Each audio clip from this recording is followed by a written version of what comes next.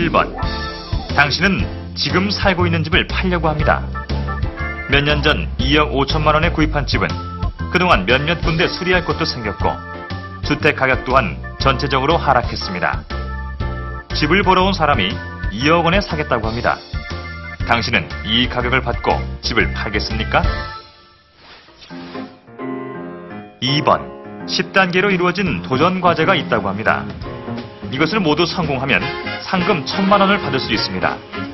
각 단계마다 성공 확률은 90%입니다. 당신은 이 과제에 도전하겠습니까? 3초 안에 답해주세요.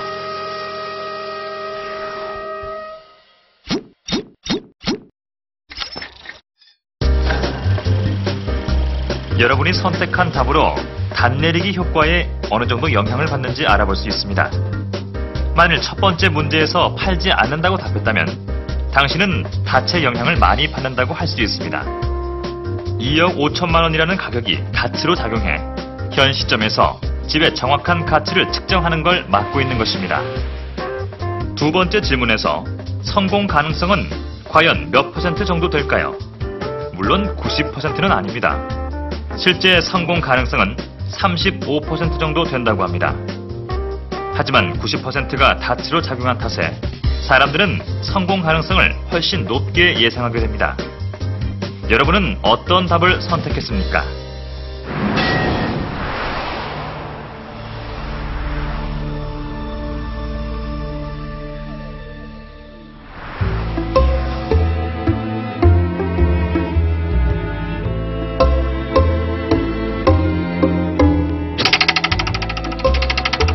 유엔에 가입한 나라 가운데 아프리카 국가의 비율이 지금 나온 숫자보다 많을까요, 적을까요? 생각해 보시기 바랍니다. 어떤 결과가 나왔을까요? 사람들에게 숫자판의 숫자가 영향을 미쳤을까요?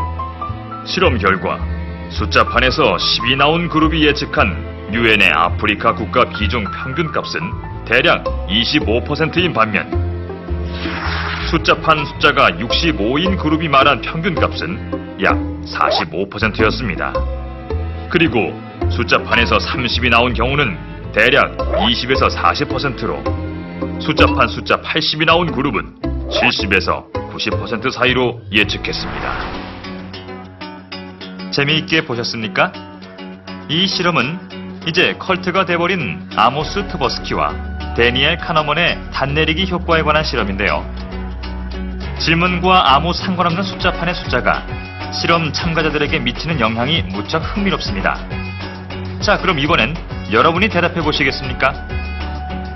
캐나다 인구는 2천만 명보다 많을까요, 적을까요? 또 독일 평균 기온은 15도씨보다 높을까요, 낮을까요?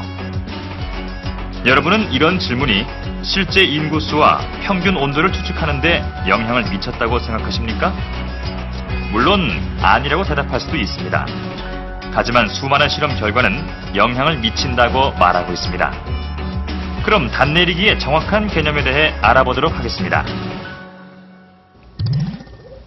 단내리기 효과는요, 사람들이 어떤 의사결정을 할 때 주어지는 초기의 정보에 의존하는 현상을 말합니다. 그러니까 그 닻이라는 게 어떤 초기의 정보가 닻이 되어서 그 닻이 내려진 자리에 의존을 해서 이후의 의사결정을 하게 되는 것이죠. 그러한 닻은 외부의 정보, 외부에서 주어진 초기의 정보가 될 수도 있고 혹은 자기가 어떤 만들어낸 정보가 될 수도 있습니다.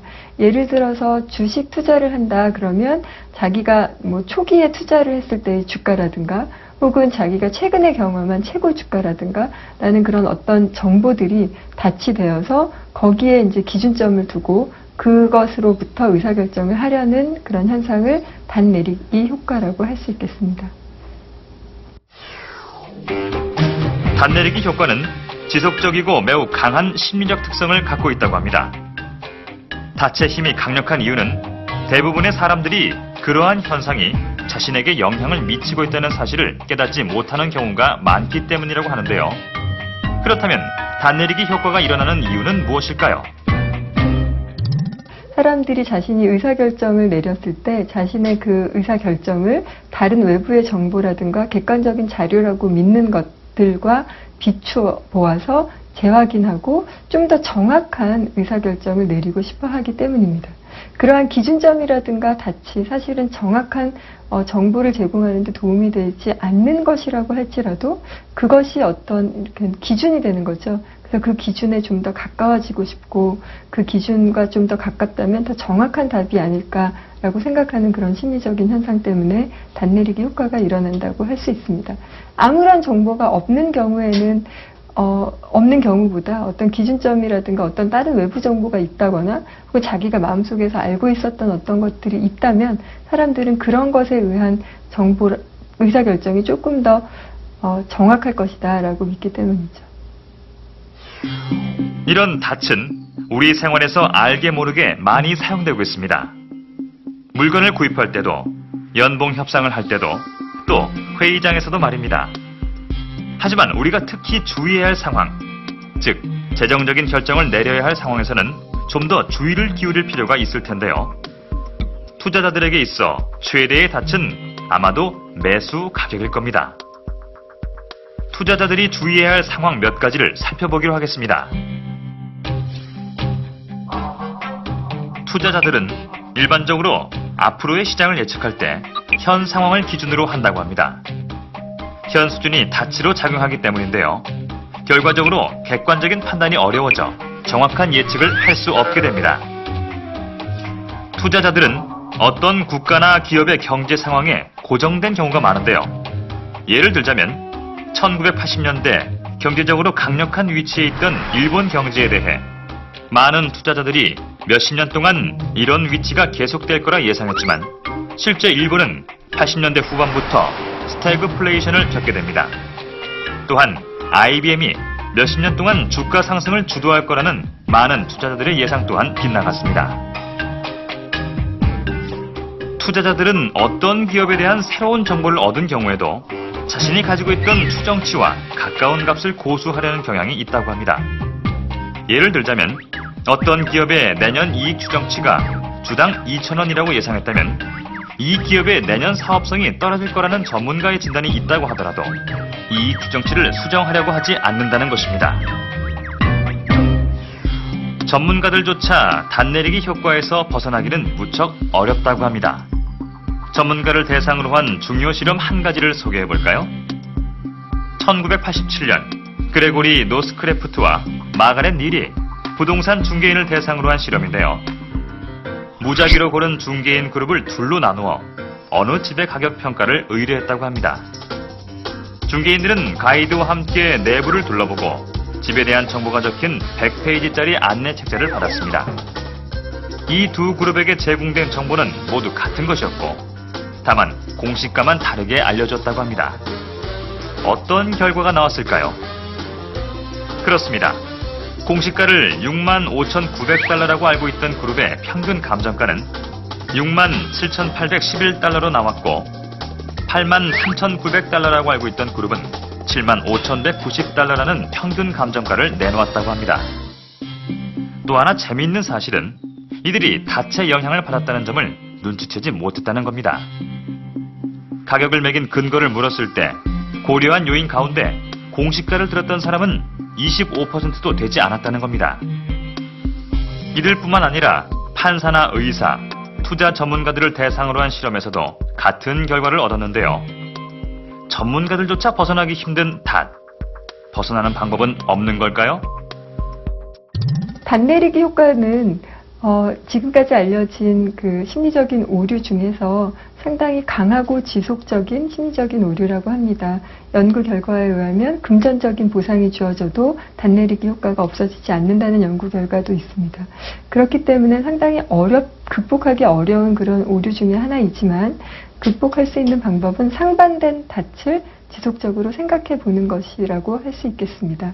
내가 생각한 숫자가 충분히 큰 숫자인가 혹은 충분히 작은 숫자인가, 이러한 시나리오가 충분히 긍정적인 시나리오인가 혹은 충분히 부정적인 시나리오인가 라고 상반된 그런 닷을 끊임없이 생각해 보는 것이죠.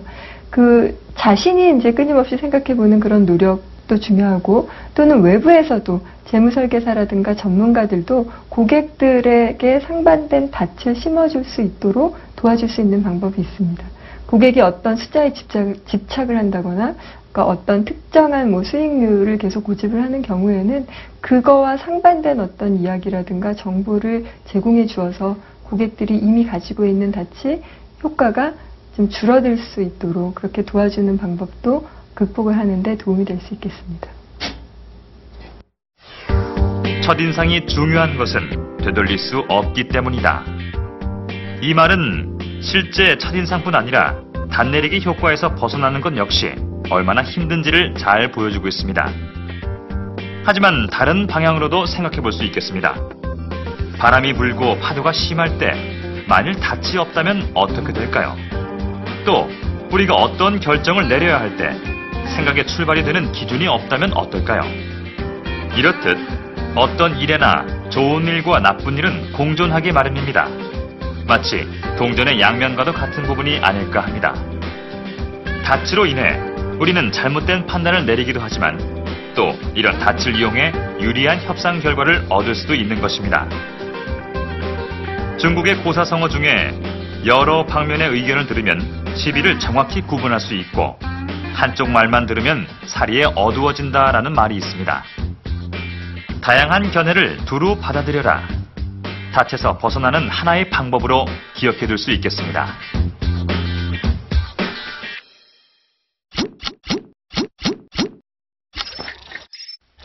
다음 시간에는 내가 가지고 있는 것에 더 높은 가치를 부여하는 소유 효과에 대해 알아보기로 하겠습니다.